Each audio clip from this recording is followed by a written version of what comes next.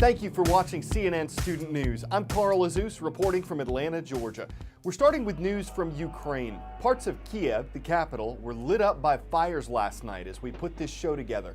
Earlier in the day, at least 14 people had been killed, 7 civilians, 6 police officers, and 1 government employee as protests intensified in Kiev.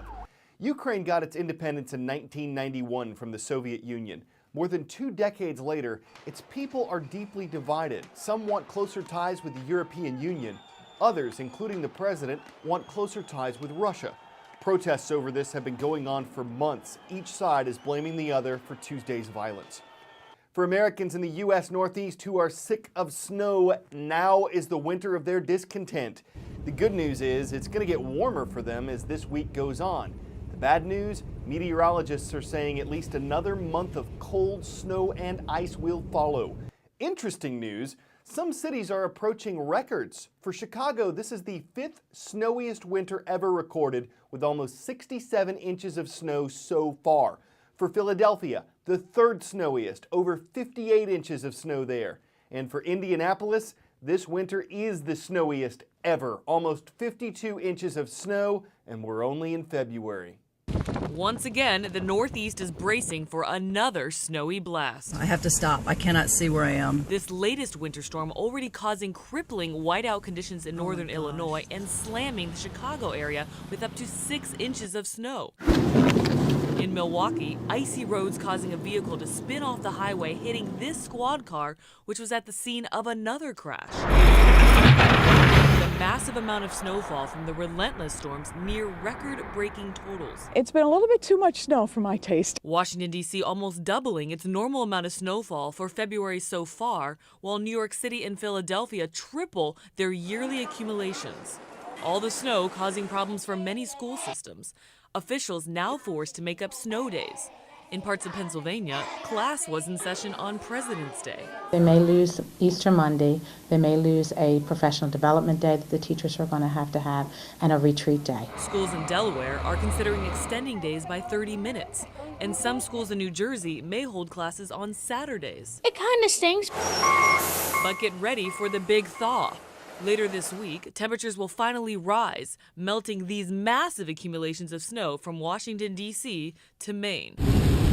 On the West Coast, it's heavy amounts of rain and snow in Oregon that brought down trees, demolishing homes and landing inches away from people inside. I can't see how she got out of it alive. And in Seattle, mudslides, trapping this car on the highway and closing some transit tracks. Time for the shout out. Which part of the U.S. government tests the fuel economy of new cars? If you think you know it, shout it out. Is it the EPA, FDA, FAA, or DHS? You've got 3 seconds. Go. The Environmental Protection Agency, EPA, gives the fuel economy info you see on new car labels. That's your answer, and that's your shout out. The U.S. government sets minimum gas mileage requirements for new cars. Now, the Obama administration is ordering new requirements for medium and heavy-duty vehicles, tractor-trailers, buses, and vans. Why?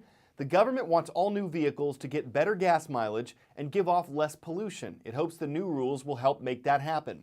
One complication is that the technology it takes to do this can cost more, raising the price of new vehicles. The government says this will be offset when money is saved on fuel. The American trucking industry wants the president to proceed cautiously, saying it supports saving on fuel, but it hopes the new rules won't conflict with safety or force vehicles to use new technologies that aren't fully tested. The president's new guidelines were issued by executive order, which means they won't go through Congress for approval. Last November and December, the personal information of as many as 110 million people was stolen. They'd used credit cards at Target. At around the same time, more than 1 million others had their info stolen. They'd use credit cards at Neiman Marcus. Paying for something electronically is convenient. It allows you to buy whatever without going wherever. But is it secure? First, there was cash.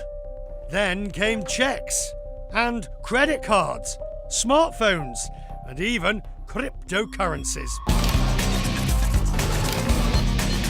The size and scale of the non-cash economy is vast. One report estimates non-cash transactions topped 333 billion in 2012. That's 47 for each man, woman and child on the planet. And the more money sloshing through the system, the greater the risk. Over the past 4 years, the Secret Service has nearly arrested 5,000 cyber criminals. In total, these criminals were responsible for over $1 billion in fraud losses. The recent cases of US retailers Target and Neiman Marcus were a global wake-up call. Here in New York, the district attorney admits it's his greatest challenge. I think it is a tsunami. I think that cybercrime, identity theft, is occurring at a pace and a level which make it one of the most significant criminal developments that we've seen in our generation. Target and Neiman Marcus did not just expose the magnitude of the problem, they also revealed the sophistication of those behind it. Is it a case of skimming the numbers from the back of the card, cloning the card, looking at the card in the restaurant or the shop? We're also looking at situations where, because of criminals' technical expertise, obviously, they are doing things as alleged in the Target case, going through the software that controlled the air system in the company, and through the back door, being able to move into data and identifying customer data, customer credit card numbers, and the like. The real victims are the consumers. Both Target and Neiman Marcus are investigating. We have learned that the malware which penetrated our system was exceedingly sophisticated. And have apologized. I want to say how deeply sorry we are for the impact this incident has had on our guests. Both are still facing major class action lawsuits. We love Worldwide Wednesdays on the CNN Student News Roll Call. Gives us another chance to go globe-trotting to places like Nantou County, Taiwan. That's where we're online at National Chinan University.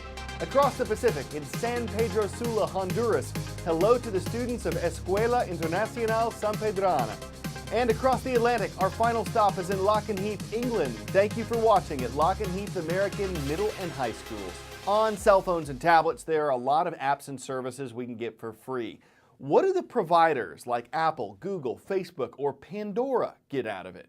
For one thing, they'll sell some ad space to businesses. They make money off that.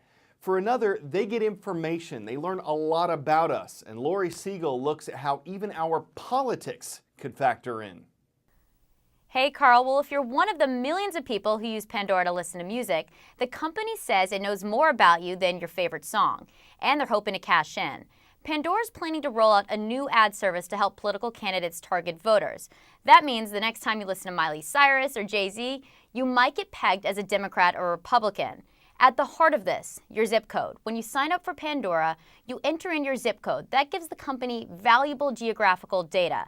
And they can tell a lot about you by where you live. Now, in the past, Pandora has used this location data to look at how other people in your area vote. Now they're adding in your listening preferences. Now, using your location and what you're listening to, Pandora says they determine your political preference. So let's take a look at what Pandora says your taste reveals about your politics. Listen to Daft Punk. Pandora may determine you're likely to vote Democrat. If you like country music, Pandora infers you're more likely to vote Republican. Love some Jay-Z? Well, according to Pandora, it's harder to determine your political affiliation. Listen, Carl, one thing is for sure. Those apps on your smartphone, they're looking to make money. Many of them are. And to do that, they've got to get to know you better. That's the advertising game, and it looks like Pandora's got a head start. Carl? Before we go, when octopi attack, doesn't typically occur unless they feel threatened. So when this happened to two divers off the coast of California recently, they kept one camera rolling as an 8-foot giant Pacific octopus tried to take out the other. The diver who posted this on YouTube thinks the animal saw its reflection in the lens, mistook it for another octopus, and went after it. When the camera flashes went off, the octopus went away. Would you have stuck around? I can think of 8 good reasons not to. It's interesting the diver never thought he octopushed it away. It was 8-armed and dangerous. Guess when that happens so fast, you don't have time to ink about it. CNN Student News dives back in tomorrow.